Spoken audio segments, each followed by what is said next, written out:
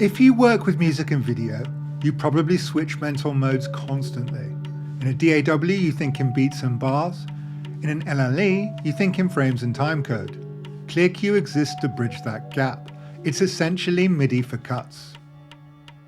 ClearCue is a frame-accurate timing reference for video editing. It generates a structural timing grid based on tempo, time signature, and frame rate.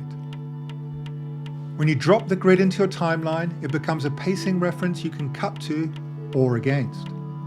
Every beat, bar, and subdivision is locked to frames, so the timing behaves consistently across Resolve, Premiere, and Final Cut.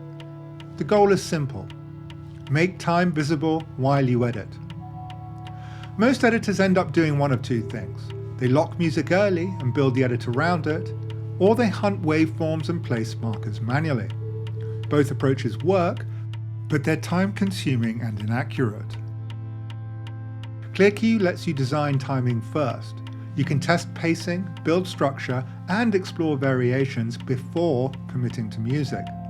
Music becomes an additional layer, not the thing holding the edit together.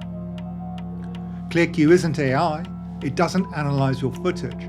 It doesn't detect beats, and it doesn't decide where you should cut. It also isn't a plugin. It works as a media-based timing reference, which means it behaves predictably across editing systems. ClearCue doesn't automate creativity, it simply exposes the timing structure already present in your edit. When timing becomes visible, a few things change immediately. You stop holding pacing in your head, you can test multiple music tracks without rebuilding the edit, and structural problems become obvious much earlier. ClearCue doesn't make editing automatic, it just makes time explicit.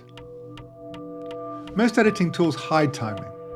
ClearCue treats time as infrastructure. Once you can see it, designing pacing becomes much easier.